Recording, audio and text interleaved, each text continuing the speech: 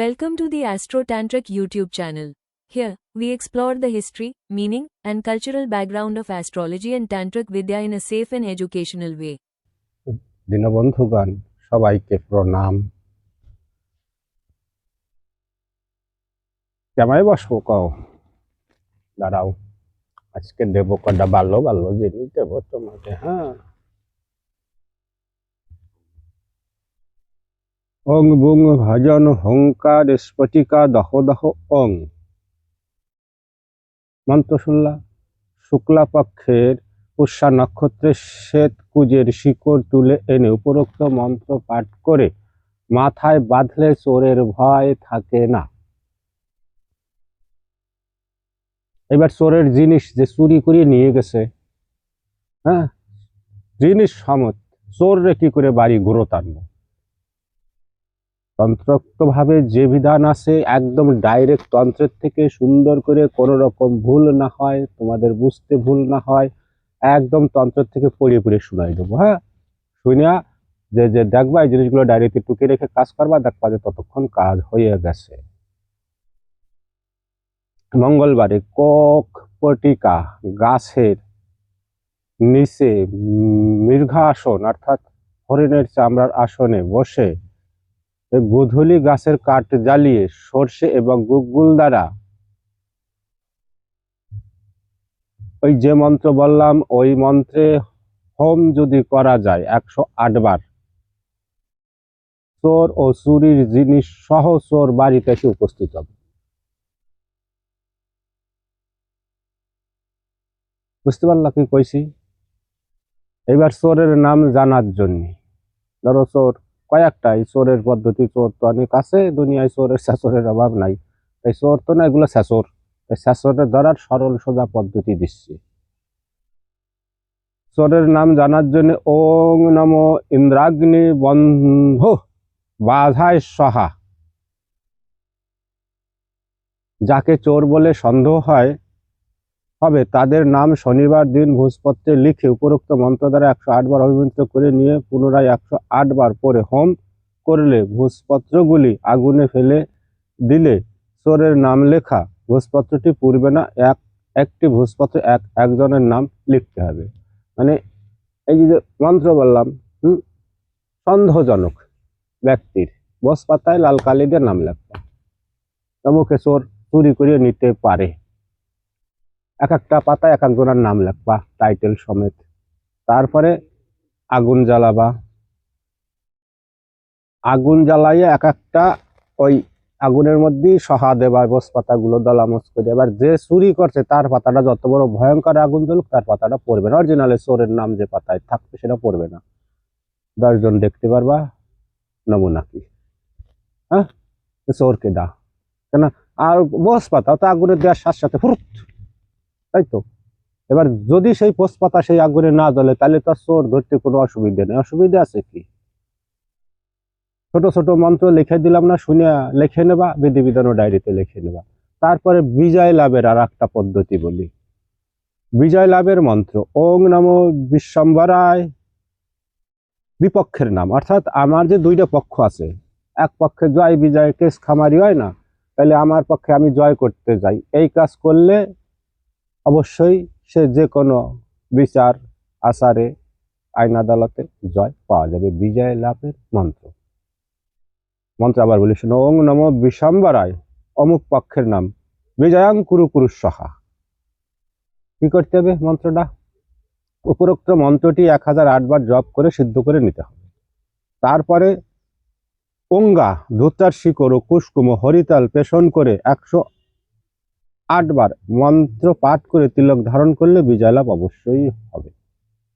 মন্ত্র তো বলে দিছি আগে, আবার বলে দিস ওং নমো বিশ্বম্বরায় অমুক পক্ষ, অর্থাৎ দ্বিতীয় পক্ষের নাম নিতে হবে, যে পক্ষের সাথে আমি বিজয় লাভ করবো। বিজয়াং কুরু কুরু সহা। শুনলা? এবার আরো একটা বলি, এটা হচ্ছে কি তিলক। হ্যাঁ, কুসকুম দ্বারা তিলক প্রেষণ করে 108 বার পাঠ করলে তিলক ধারণ করলে। এবার বিজয় লাভের যে তিলক, ওপরতে গেল হোম, ওইটা যে আগে 2 বার বললাম ওইটা হোমের মন্ত্র। এবার বলছি তিলক। কি কি? অঙ্গা ধূতার শিকড় কুসকুম ও হরিতাল প্রেষণ করে 108 বার অভিমন্ত্রিত করা লাগবে। কি মন্ত্র?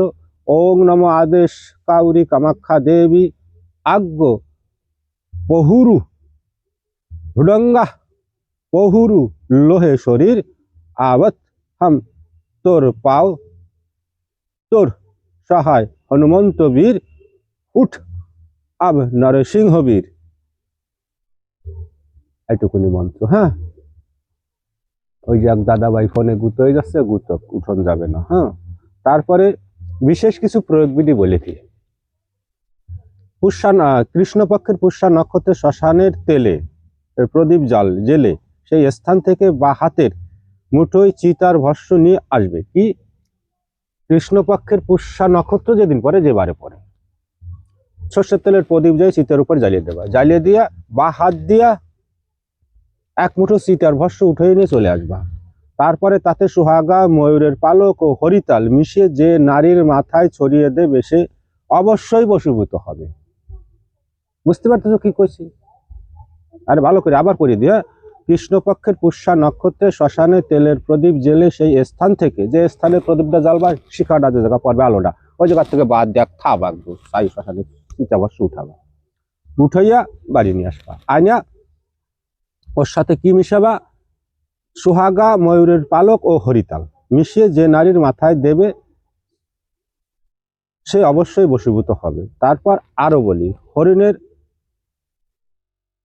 বাম চক্ষু কবজে ভরে কালো সুতার দ্বারা নিজের ডান হাতে ধারণ করলে যে নারীর সামনে যাবে সেই মোহিত হবে।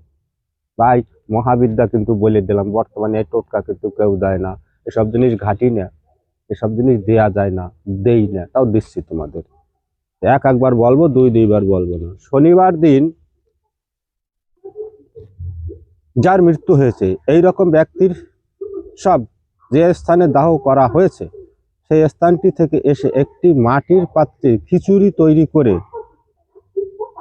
যেখানে মৃতদেহ দাহ করা হয়েছে সেই স্থানে নিয়ে যাবে এবং সেই চিতার ছড়িয়ে দেবে। যখন মৃতদেহ দাহ করে দাহকারীরা ফিরে আসবে তখন সেই সরানো খিচুড়ি পাখিরা খেতে থাকবে। এরপর পাত্র যে খিচুড়ি অবশিষ্ট থাকবে তাকে নিয়ে ফিরে আসবে।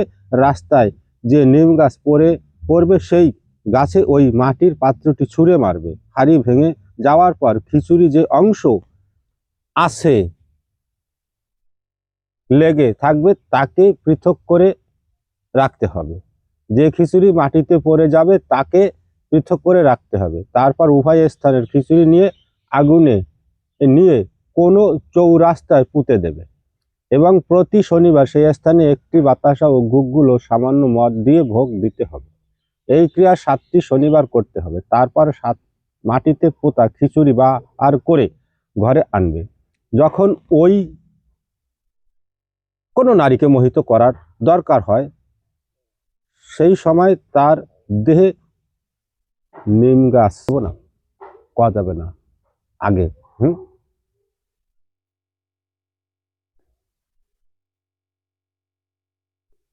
মারাত্মক জিনিস কব না, কোয়া যাবে না, পাবলিক করা যাবে না।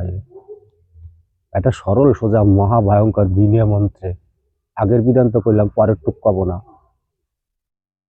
ওই যে শ্মশানেরটা যেভাবে খিচুড়ি নিয়ে আইছো ছড়াই দেছো, হ্যাঁ, মাটিতে যেটা পড়বে ওটাও আলাদা রাখতে হবে আর গাছে যেটা লাগিয়ে থাকবে ওটাও আলাদা, নিম গাছে আলাদা রাখতে হবে।